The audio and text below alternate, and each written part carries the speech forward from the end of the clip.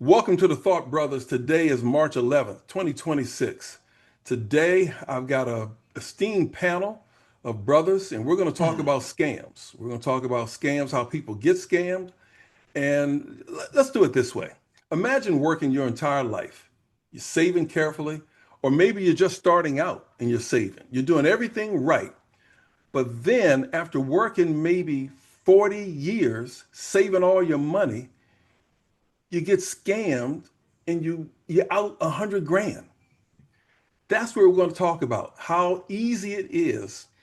And you know it's something that is many people are ashamed to share, and when you hear about it, it breaks your heart. But it's not just your grandmother. It could be your mother, your father. It could be your son or daughter. These scams are sophisticated, and we have people here on the panel that know a little bit that's going to help us.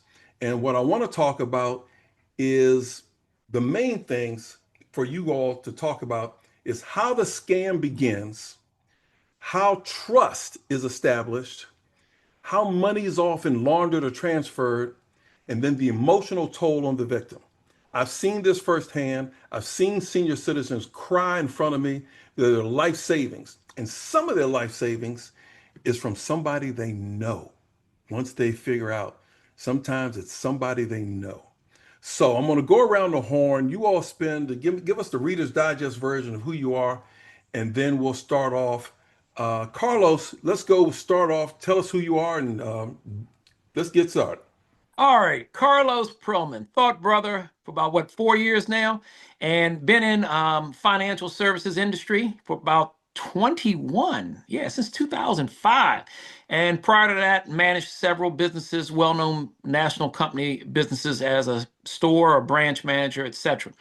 When we talk about scams, okay, think about this, right? I think everyone here has either been affected by a scam or knows someone affected by a scam.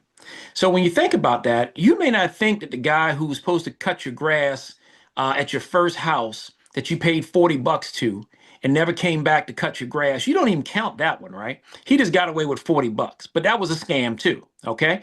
But now what's happening is we're seeing the scams go from how they used to be face to face. You'd meet somebody, you'd pay them to do a job, and they wouldn't come back to do the job, wouldn't return to complete the job. You had other people that you would get the fax off the fax machine back in the day, and hey, roof repairs and lawn services and all these wonderful things, and you call a number, you arrange, and then you give somebody some money, and they never do a darn thing. Those were the average scams. Okay, we won't get into the shell games on the streets of New York and D.C. Okay, but anyway, there were a lot of different types of face-to-face scams. But in 2026, people are being scammed at a high rate from people they never made eye contact on. Okay? People are getting phone calls. Okay? People are getting emails. People are getting any type of electronic communication they can send. And now phone calls are electronic communications, because I don't think almost no one has a landline now. And even though we have inventions like caller ID for over 30 years now, people sometimes pick up the phone or answer the phone, and we don't know who we're talking to, but the people on the other end are trained professionals. They can convince you to go out and buy gift cards and scratch the numbers off the back and get you to give them the information, and they steal the money from the gift card. They can convince you to go drain your bank accounts and go take the money and put it into a Bitcoin ATM with a code they give you. They can convince you to wire money to their company. Okay? Wire money to their company? You go to your bank and you even got to pay a fee to wire money. And they can convince you to do that. They can convince you to Zelle, Cash App. You never seen their face. Okay? So I think what we have to look at here is starting to adapt. I think the biggest thing is, regardless of your age, because you can be scammed at any age. Okay. Young people can be scammed because they don't have the experience of how money works and how the world works with certain business deals.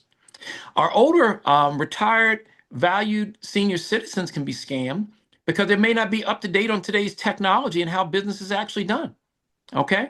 I mean, if somebody needs to get 30,000 in cash to get their roof repaired, and they live in a townhouse, and they have to pay cash, I'm thinking to myself, why wouldn't you pay with a credit card electronically so you can at least file a claim against your credit card if, you know, something goes wrong or they don't complete the work? But people say, no, I get a 10% discount. Okay. And All right, then wait a minute. Hold that thought, Carlos. I want to throw it over to Stan and go around the horn, then we'll come back because you gave you us a got lot it. to think. You You got gave it. us a lot to think about. Yes, sir.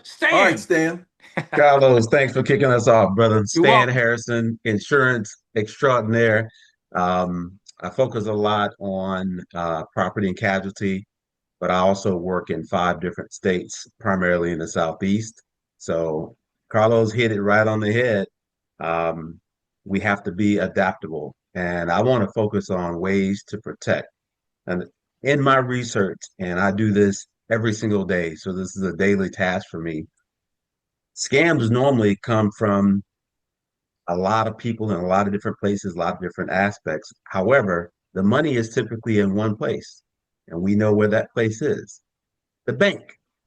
So if your money's primarily in the bank, that money is up for grabs. So we have designed some awesome financial products that create basically a firewall against scammers because of the identification and personal accounts that you have to go through and personal firewalls that are created simply for those accounts. So I know that we did this show last year, Carlos, you and I and Eric, we got together and we highlighted the ICP, giving up that information, not making any commitments, and definitely don't make any purchases or give up that money.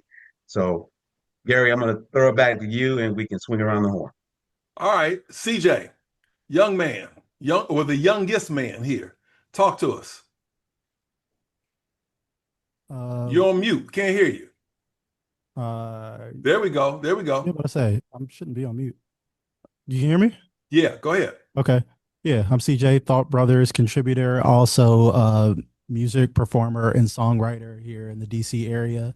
And unique perspective as the music industry is full of scams. It is one of the most scammiest industries that there actually is, that they prey upon people's, hopes and dreams and, wanting to be a big star. And a lot of people fall victim to those scams, especially like younger people, a lot of aspiring artists who kind of want to take shortcuts or just get preyed upon because they don't really know the ins and outs of the industry that you learn over the course of the years. And, I'm not a big fan of A&Rs and, some of these industry people that like to try to get their claws into you. And, and also just from a more general standpoint, I think it is difficult to watch a lot of our older, citizens and family members fall for some of the scams. And I think and increased media, especially social media and internet literacy would help with that. I know we did things back in the day with the DC public schools and doing the AARP and things like that, making sure seniors were hip to things like Twitter when it first came out and things like that, so they don't fall for the easy misinformation that happens a lot on Facebook is a huge culprit of that, especially for older people, and scams and misinformation from sources that they trust because they're not used to just some of the new tactics. And now we have AI and things like that, making things even a lot tougher to discern what's real, what's fake, and things like that. So we really have to make sure everyone is media literate and technology literate. Okay. Thank you, CJ. Mr. Garvin, Colonel Garvin. Okay, Eric Garvin, Palm Coast resident, bona fide senior citizen. Uh, and I've had decades of experience with scams, not the experience that Stan and Carlos has with respect to their day jobs, but just experiences. And one of the things I would echo is, we talk a lot about AI, artificial intelligence. Well, years ago, there was not a lot of talk about artificial intelligence, but today, artificial intelligence is driving so much of these scams, and they look so authentic and so real that makes everyone vulnerable. I don't care how tech savvy you are. All right. So it's really important for all of us to just be very cognizant. At the same time, those there are AI tools out there that we can use to help us with that. A simple example of that is Apple. Apple has a phone call screening thing. And anytime I get a phone call that says, hey, I don't know who the person is, they'll have scam likely. So guess what? I don't answer those phone calls. So I think it's important for us to avail ourselves of that. And just recently, I had this major trip that I had planned for over a year, going to Singapore, Thailand, and Cambodia. And within 48 hours of that, that trip appeared to be going up in smoke. I received an email from Singapore Airlines, never flew on Singapore Airlines. I was excited about flying on Singapore Airlines because they're consistently rated one of the top airlines in the country. You get the email telling you to check in. I go try to check in, I can't check in. So what do I do? The next thing I do, the obvious thing is to call Singapore Airlines so I can make my check-in. Only problem was there was no phone number on my itinerary to call Singapore Airlines or on my electronic ticket. So what did I do? I Googled the Singapore number, customer service number. I got a number where I thought it was Singapore Airlines. And at the end of that conversation, a person got on the phone, talked to me, and I actually spoke to several folks. And finally, they asked me for my flight code, right? Which is the normal thing the airlines will ask you for. I gave them that. Well, as a result of them telling me they wanted to charge me $3,000 more for the ticket, that got my attention. I said, something's amok. So I consistently kept asking to speak to the supervisor, and I pissed the guy off so much, he hung up on me. But literally within hours, my flight was canceled. So that trip that I planned for a whole year was going up in smoke until I got a hold of Singapore Airlines. And finally, I resolved it with Singapore Airlines. I was able to continue on with our trip. But the lesson is to Singapore Airlines and to me, I said, Singapore Airlines, you guys need to learn from this too. And that is put your number on the paper because you know people are going to have challenges with checking in, and you need to have your legitimate number on your documentation. So I just share that with you to let you know everyone's susceptible to fraud, no matter how vigilant you are. Okay, thank you. Mr. Spivey, our senior researcher, what say you? My name is Bill Spivey. I'm a retired FBI agent. And ironically, when I retired, I was working financial crimes. But in doing research for this show, in the years that have passed during the time I retired, this this scamming has gone to a completely different level. And I've listened to everybody, and they talk about senior citizens being scammed. The sophistication that scammers use today, they can get anybody. They don't care whether you're young or old. The difference is the reason they go after senior citizens is because a lot of times they live alone. A lot of times they have no computer knowledge. And then the other thing is, compared to a young person, a lot of these senior citizens have worked years, saved money, accumulated money, and they have a nest egg where a lot of young people will not have $100,000 in the bank or $200,000 in the bank. And doing research for this, I mean, different I listened to conversations where people were scammed out of $500,000. One lady nearly committed suicide. But to tell you how easy it can happen, my wife and I were in Virginia Beach. This was last year. We were visiting some friends of ours. Saturday morning, she gets a text from American Express card and asks, did she authorize $350 to be wired? I was not in the room, and this is the way they start off. She texts back no. She immediately got a call from American Express, and it was from the fraud department. And the person started asking her different questions. And so I walked in and I said, what's going on? And she said, somebody's trying to make a charge on American Express. And she said, I'm on the phone with the fraud department. I said, hang up the phone. Immediately, I told her, hang up the phone. She hung up the phone. I said, get your card, turn it over, and call back to American Express. She called back to American Express. The person answered American Express. She said, I just received a call from your fraud department. Somebody's trying to make a charge on my phone. They came back to some Mrs. Spivey. We're well aware of that. And they said, and so they asked her different information. I'm listening. She has them on speaker. So then she said, I'm going to transfer you over to the FBI, who will get involved in further investigation. Immediately, that was my red flag, because I know that banks don't transfer something to the FBI. They transfer it to the fraud investigation unit. Well, she got on the phone. Guy comes on the phone and says he's a special agent with the FBI and he's working fraud and he's working with American Express. And so he started talking and he said, what we'd like to do, we would like to set you up so this doesn't happen again. We have stopped the transfer. And what we're going to do, we're going to set you up with LifeLock. And so my wife said, oh, that's fine. I'm sitting there listening. And the guy said, so what we'll do, we'll get you a discount. And the only thing I need is a credit card number so we can go ahead and do this. And so I interjected and I said, so you're with the FBI and you're going to set us up on LifeLock? He said, yes. I said, well, I was with the FBI for 25 years and I never known in the FBI working with LifeLock or working with a bank. Click, phone went dead. Yep.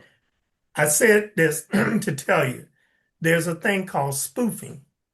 And what these guys can do, they can spoof the number of American Express, Wells Fargo Bank, Chase Bank, and even though you say, I'm going to call back, you will call back, and they have spoofed the number.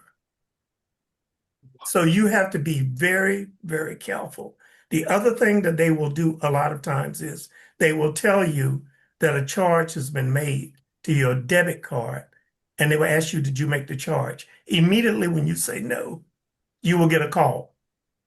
Now, what they will do is they are already into your banking information. And I know everybody here probably uses text authentication codes. They get into your banking information. They're already in. They will say to you, look, we need to verify you're who you say you are. And we're going to send you a text message. And we would like for you to read the codes. They send you a text message. You read the 6-digit code. And once you read the 6-digit code, they're in your computer, into your bank. They put in the 6-digit code and they get your money out of the bank. So this sophisticated systems that they're using now, they can get anybody with them, but seniors are the most targeted because seniors have the money. And also, a lot of times with seniors, once they get scammed, they're embarrassed and they're not going to report it. And they're definitely not going to tell a family member. You know what? I'm going to share some things with you all, and I want you all to react. And I'm also going to put this on the podcast when it rolls out. So for people watching, you don't have to necessarily remember this right now, but I'm going to put it out there at the end of the show.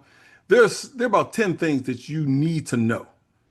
Number one, never give personal information over the phone.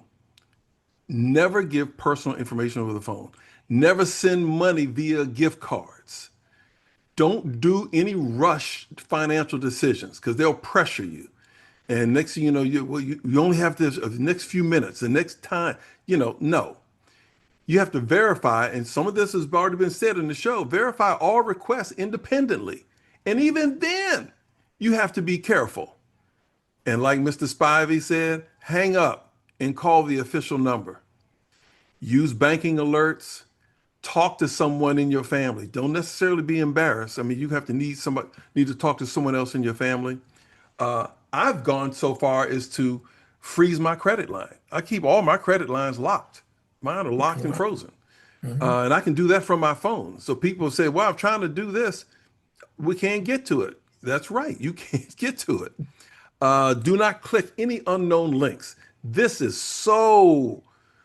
works so well with people. They just click these links and they're done after that.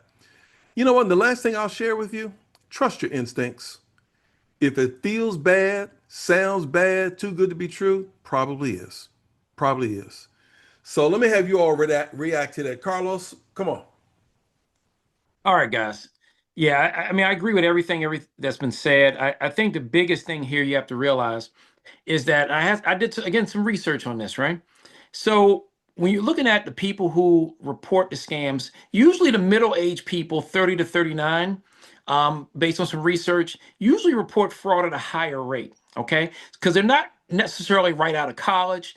They've been in their jobs for a few years. They probably have small children. They just bought a house. They report it because they're hoping they can get something back. Most of the time, you don't get anything back. Okay, so to them, they got to do everything they can to try to get this money back to help raise their young family and take care of their home, etc. College kids, if they get scammed, they just take the loss most of the time. They don't have much money anyway. But again, that $1,000 they lost, they're just going to lose less money, right? Scammers know when they reach out, more than likely, how old of the people they're reaching out to. And they call kids on a college campus. They know their college age in most cases. So those kids, college kids who get scammed, are just going to lose the money and just chalk it up as a loss and hopefully a lesson learned. But then the retired population, and like Mr. Spivey said, they usually a lot of times by themselves. They've worked many years in jobs where they've been very successful at all the things they've done in life. And they've been retired maybe a few years. And they believe that their judgment is still better than 99% of the people in the world. I think what we have to do is be honest with ourselves, okay? I graduated from high school as president of the National Honor Society. I thought I knew everything. I can go back and tell you I knew hardly anything about what was going on in the world, okay? Just because you graduate one of the top positions as a teenager coming out of high school, no, didn't know anything, okay? I think we have to be, if you graduate top of your class in high school, college, whatever, you don't know everything because life will teach you things. It's called life experience, okay? And I think what's happened is if we can be honest with ourselves that we're not perfect, that we can make mistakes, then we'll be more prone to guard against mistakes. And what's happening is a lot of the scammers will prey on the confidence of our retired community. They've made great decisions their whole life. They're still mentoring people today, and they can't make a mistake. And when they make that mistake, you're right. It's so embarrassing. They're never going to tell anybody about it. They're going to try to hide it as long as they can.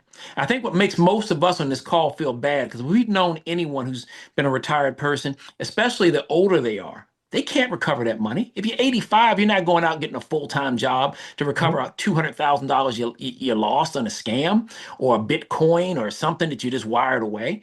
So I think we just have to be more knowledgeable. We have to be more we have to just be more realistic.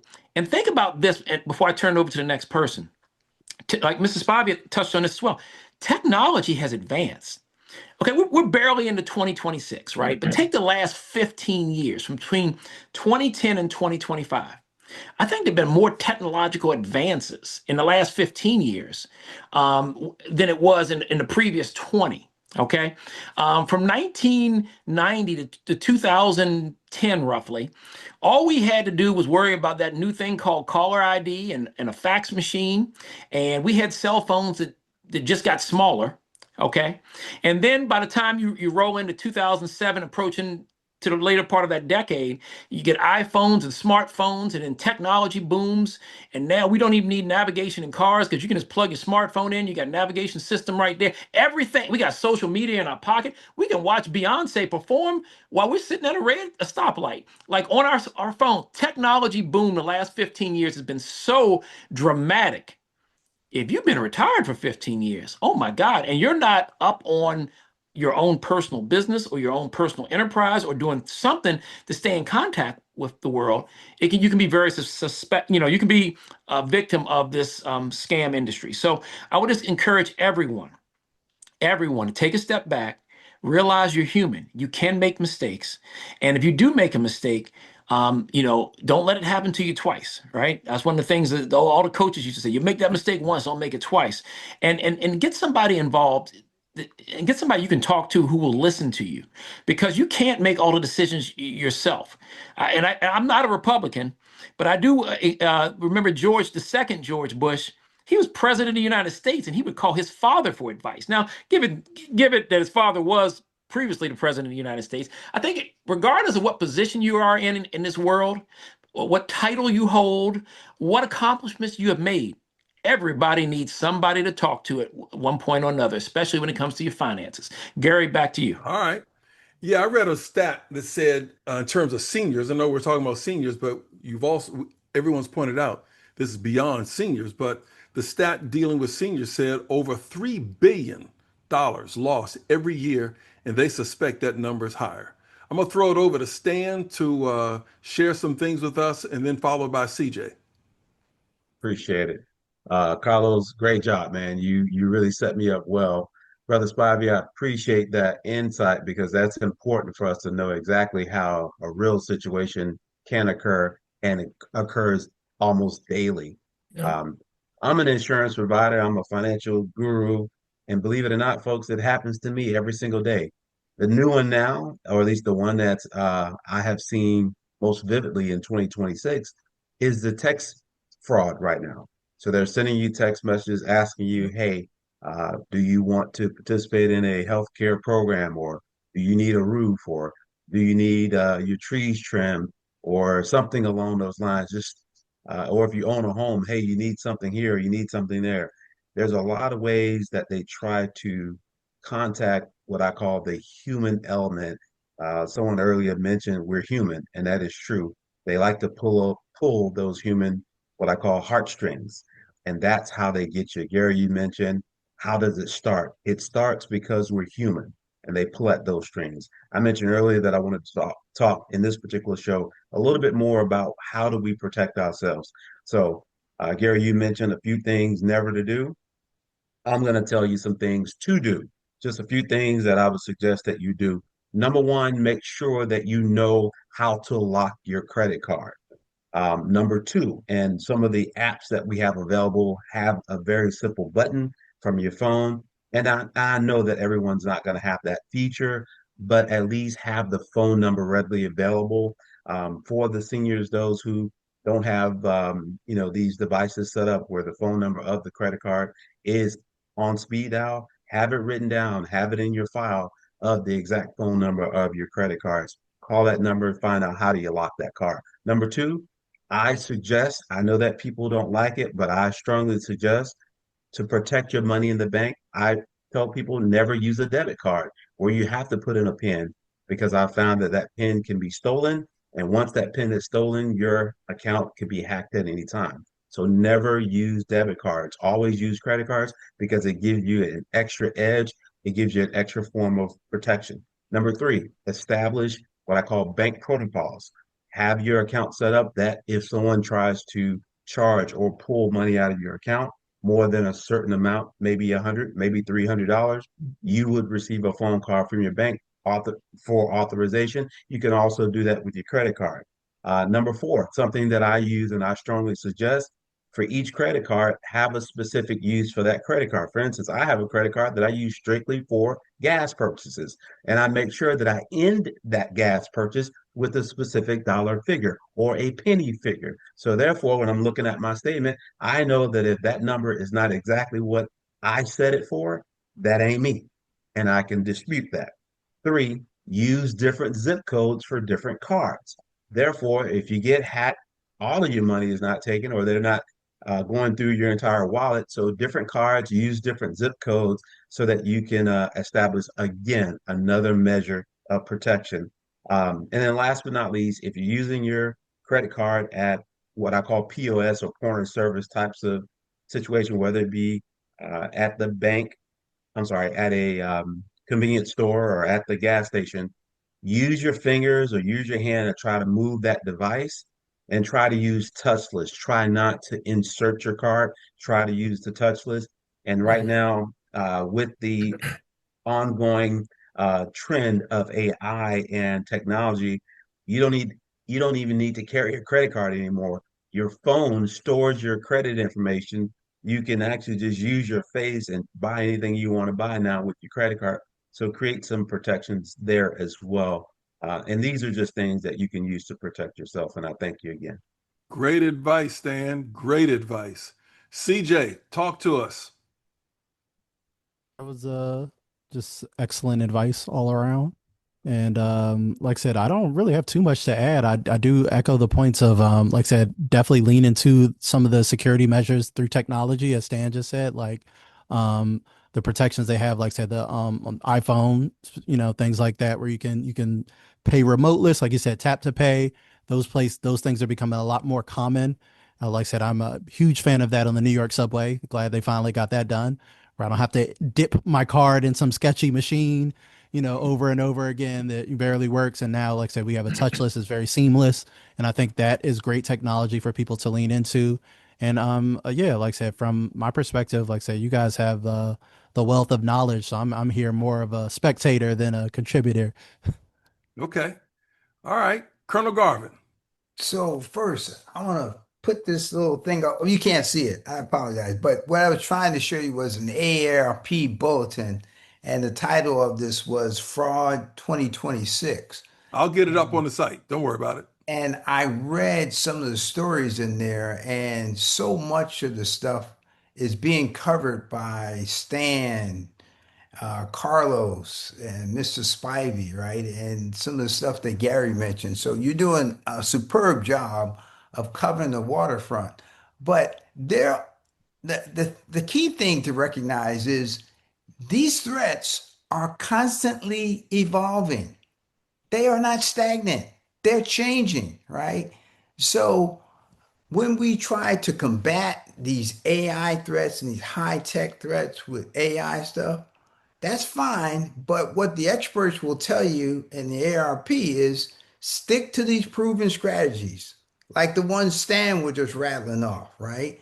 Like what Gary was talking about in terms of, hey, pause, don't get caught up into this urgency. And I think as a general rule, we should almost treat everything as a default mode as a fraud, right? Until proven otherwise, right? And there are tools out there that seniors can use. Like, for instance, in the state of New York, they have something called silver protection. And what that does, it's free for the seniors in New York State, but for other states, it's $50. But if you send them a text that you may have received or an email that they will review those for you and let you know whether or not they're fraudulent, right? So they're a screening mechanism for you. And then I want to just share one story with you that I pulled out of this article. And even with this, there was an 82-year-old man. He was lonely, he was gullible, just like Mrs. Spivey was talking about, make him an ideal target. He's in the crosshair of these scammers. And he came across a 38-year-old girl, a lady. And in 76 days, his life savings was wiped out. She convinced him to get involved in some gold options. And she was showing him, hey, last night I made $76,000. She showed a screenshot of her making $76,000 that year. So that enticed him. He signed up for an account. It was showing that he had made profits of over $70,000 and he had a balance of $1.3 million. All that turned out to be a fake, right? This is straight out of the Bernie Madoff thing, right? But if you think that just happens from people outside your family, oh no. My oldest brother, about 2 years ago, he started showing me some crypto investments, right? And he told me, hey, Eric, I invested $15,000. This thing is now $45,000. And every time he showed it to me, it went straight up. And I said, Elton, common sense tells you no investment works that way, right? Where you just have a constant straight line going up, right? There are no retreats. I said, I don't want nothing to do with that, right? So even from my own brother, I had to screen him and say, look, I'm not going down that avenue. I love you, but I'm not going to throw my hard-earned money down to something I know is fraudulent. And I say, oh, you know what? You do me a favor. And then they start telling them, hey, if you want your money, you'd have to pay like $60,000, right? In order to get the money that you allegedly earned, right? So I says, hey, brother, there's too many red flags in there for me to get involved in any type of investment like this. But just remembering using your common sense and slow down. All right, Mr. Spivey, come on, You know, share what we got. I'm gonna piggyback off something that Stan was talking about, and I do it religiously. I don't carry any credit cards with me. I have People don't realize I have Samsung Wallet on my phone and I have Google Pay on my phone. You put all your credit cards in there. When you're in a store or something, you pull up the credit card you want to use. There's two authentications.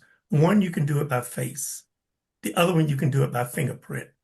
The thing that a lot of people don't realize, if they have a scam machine attached, if you use your phone, it does not give them the credit card number. It gives them a scramble number. I did not know that until one time I purchased something. I went to Costco. I even have my Costco card on my phone. I went to Costco. I bought something. I went back to exchange it. Well, when you go back to exchange something, they will tell you, do you want the cash or do you want it back on the card that you used? So I told the lady I want it back on the card I used. She checked and she said, sir, I'm gonna have to give you cash. I said, why are you going to give me cash? Put it back on my card. And unfortunately, Stan, it was my debit card. I said, put it back on my debit card, which ends in 6059. She said, sir, I can't do that because you paid from your phone and we did not get your credit card number. The number that your phone gave us was a bogus number. I said, wow, thanks. I went back and put all the damn credit cards in the phone. But another scam that we have not touched on, and it's one that basically is directed at the elders. I remember hearing Colonel Garvin talk about his mother in New York, and how he's set up different things to keep her from getting scammed. They have another scam that they use on the elderly, where they will pick up the phone and they will call the elderly and tell them that they pretend to be your son or your daughter or whatever, and say that you've been arrested and that you need $9,000 to get out of this situation. Give an example. I listened to this. It was sad, really. This lady she's like 82 years old. She gets a call from her son, and he says to her that he's been arrested and that he needs $9,000 to get out of it, that he hit a pregnant woman on the street with his car, and he's now in jail, and he needs $9,000 to get out of it. And he says, I'm with my lawyer that they've assigned to me, and I'm going to let you talk to the lawyer. Talk to the lawyer. And the lawyer told her, if you can go to the bank, get $9,000, I will send an assistant, one of my assistants, to meet you to get the money, and your son will be released. Make a long story short, to show you how sophisticated these people are, because this woman was adamant that she knows her son's voice. And this was her son she was talking to. I'm probably going to be too long, but what happens with these people? They can follow you on Facebook. People put their grandchildren's names, their pictures, and everything. They found out from Facebook who her son was. The guy met with her son by accident, had a conversation with him. The son never knew he was recording him. This is the prep that these people used, was recording him. Then they went back using AI, called her with her son's voice. That's why she was sure it was her son and it wasn't a scam.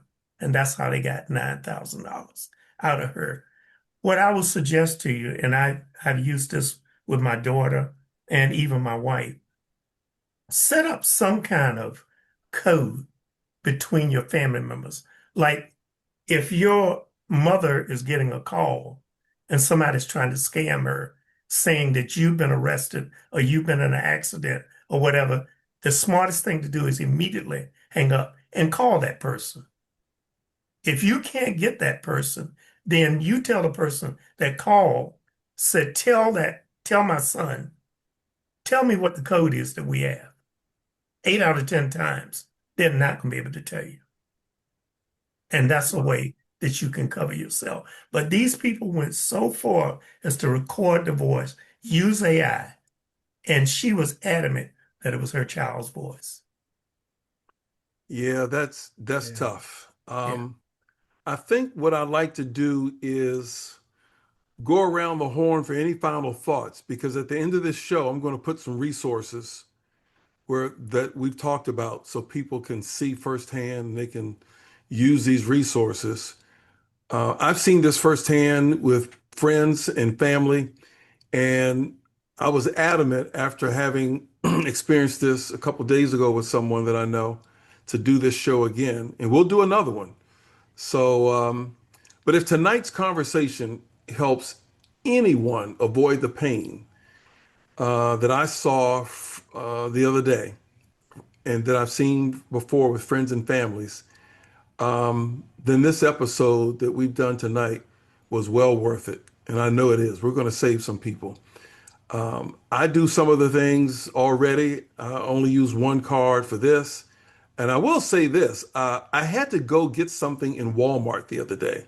I hadn't been in Walmart in years, but I went in Walmart and it was just one or two things. And when I got to the cashier, I had my watch and I was ready to do the tap.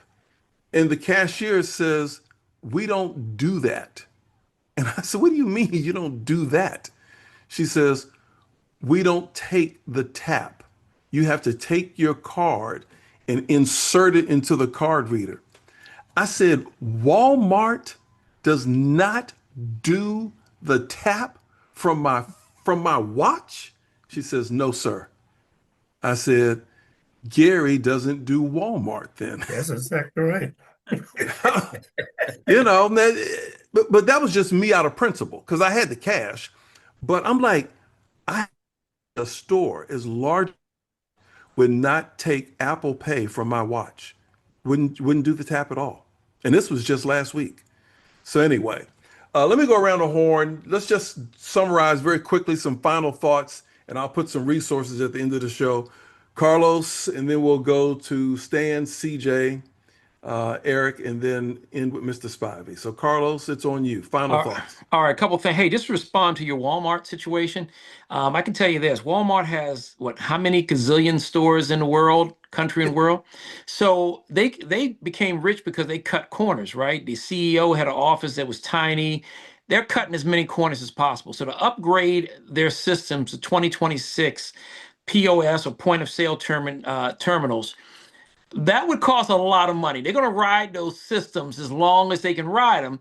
But again, if people like yourself complain, voice their opinions, they will update. There's no excuse in 2026 not to have the ability to do Apple Pay. Okay, so Walmart, we love you, but we need you to get updated to 2026. Yeah. The next thing is going from there, people don't think they need a credit monitoring service, but keep this in mind. We talked about all the scams that we're aware of, where people are face to face or they've made contact through social media or made contact through text or phone call. Somebody could have your information, can be out there committing, could be, scamming you, could have frauds going, and you might not even know it. So if you don't have a credit monitoring service, a lot of us say they just can't afford to have one. But I work in financial services, and I keep one. I feel pretty confident that I know what's going on. But you know what? I like to have that extra look for what it costs. If you break the cost down per month, it's less than $1 a day or whatever the case may be. I think that's worth it. So I'll cut back on a Dunkin' Donuts or a Starbucks per day and try to help protect my my credit through credit monitoring. That's just my choice. That's not something you have to do. And like the rest of our panel said, use a digital wallet. I know there's some people out there who say, "Hey, I don't want to use a debit card. I don't want to use a credit card. I'm old school. I got to pay cash and I got to write a check." Please do not write a check and give it to the guy who does your lawn. You just gave him your account number, your routing number. He can go duplicate the checks. Come on. It's 2026. Things have changed. You got to protect yourself. If your vulnerability and your confidence in the way you used to do things is what's going to make you a target in 2026 to be have a scam run on you. Okay. So please update yourself to digital wallet. Like you said, if you don't want to have a debit card, yeah, use a credit card. Use the bank's money. So if a scam occurs, you can file a claim against the bank's money and not your own money. And Okay. and I think one other thing I want to say to you too, if you guys are looking for a perfect example, one of our beloved actresses in Hollywood, Miss Felicia Rashad, was in a movie with Jason Statham a couple years ago called The Beekeeper. I think it came out in like January 2024. Man, perfect example of a retired person who had done well in her life, who was helping out a nonprofit. She was managing a nonprofit that had a couple million in the bank. She clicked the wrong link. She gave into the phone call. She got the phone call. She gave into it. And yeah, the millions were wiped out instantly. And I'm not going to tell you the rest of the movie, but that would be a perfect example of what can happen to anybody, regardless of how successful they've been. And she was so embarrassed, she never spoke to anybody and told anybody about it. You have to see the movie. And she had a daughter who worked in law enforcement who definitely could have helped her. So I think that would be a great lesson for people who, if they want to get a visual on everything we're talking about, to maybe check that out. And I don't work for that movie company. All right. All right, Well, guys, that's my Carlos, her take. daughter was an FBI agent. That's right. That's right. Yeah. Yeah. Stan. Carlos, that was a great segue, man. Thanks. And getting back to the main idea of scammers, and I've given them a unique name, and that name is illegal magicians, because that's exactly what they are, illegal magicians, and they aim to exploit you and gain again your data or your money. If they can gain your data, they can get to your money, or they can go directly to getting your money. And guys, I must say I'm absolutely honored to be on this panel. And thank you, Gary, for giving me the opportunity to share just a little bit of my knowledge on what we can do to protect our community. No question. And we're going to have your financial contact information at the end of the show as well, Stan. All right. Thank you. CJ, any final thoughts? Just want everyone to stay vigilant. Like I said, take the information that you got today and like I said, put it to use and to protect yourselves. Don't fall for scams like Trump University or Trump phone or the Trump casino or Trump steaks or Trump shoes or you get the picture. It's a lot of scams out there. Okay. Thank you. Colonel Garvin. So I'm going to piggyback on what CJ just said there. And I'm going to say this, it is a jungle out there. It's survival of the fittest. And it really behooves you to take heed of what some of these experts have said tonight in order to protect yourself. And even that's no guarantee, but it will help you tremendously. When I think of, how sometimes we look at people look up to Magic Johnson to be a phenomenal basketball player. Well, scammers look up to people too, right? And many of them are looking no further than the person in our White House, right? He's the ultimate scam artist. And what he's done, not only has he scammed so many things for the benefit of himself and his family and so many of his cronies. But what he's done, he's decimated things that used to protect us. And one of those critical agencies that was established back in 2008 after the financial crisis was the Consumer Financial Protection Bureau. So what did he do to that agency? He fired the director. He laid off 80% of the employees there. So, and there were several enforcement actions or many enforcement actions against corporations. He got rid of all those, right? Again, a scammer wants to create the environment for other scammers so that they can thrive like him, right? So if we're expecting the federal government, the cavalry to come in to save us, forget it, right? Again, it says that it's incumbent upon each of us to take action in order to protect ourselves and our families. Okay. Mr. Spivey, you have the final word. What I'll say to people who are looking at this podcast is that there's a lot of different ways that you can protect yourself, but you have a lot of these sophisticated scammers that's going to make it difficult. But you can go into your bank and go into the program, online program, and you can check off certain alerts. And and they can be, you know, a lot of times they can be annoying. You can do the same thing with credit cards. Give an example, my wife and I in Virginia Beach having dinner with some friends of ours. I get a text message saying that a movie for $5.95 had just been charged on my Amazon card. I immediately look at it. I'm in Virginia Beach having dinner, so I'm not looking at a movie. So I immediately call Amazon. Make a long story short, somebody had gotten my, through Amazon's Chase, somebody had gotten a number and they had used it to charge a movie. What I'm saying is, like, you can go to your alerts and online and you can put an alert that anytime you use your debit card, you get an alert to your phone. I was in BJ's yesterday. I made a purchase. Before I could get out the door, I got an alert from Navy Federal Credit Union telling me I had just spent this amount in BJ's. If I had been sitting at home and got that alert, I would have known immediately that I was not at BJ's. Another thing we talked about, and Stan talked about it, and I talked about it, Samsung Wallet, Google Wallet, Apple Pay. You got a lot of people my age that says, I don't know nothing about this. I'm going to say one thing to the people looking at this. If you don't know about something, trust me, go to YouTube in the search bar, and you don't even have to type. Talk as you do every day and say, show me videos on how to set up a Samsung wallet. Show me a video how to set up an Apple Pay. Anything you want to know is on YouTube. I had a conversation one time with my mother-in-law.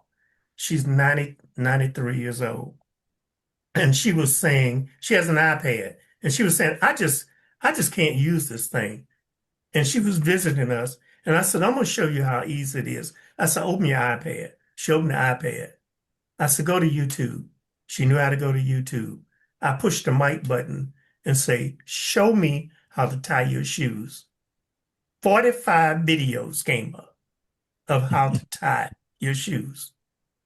It's not anything I think that you want to know is not on YouTube. So use these things.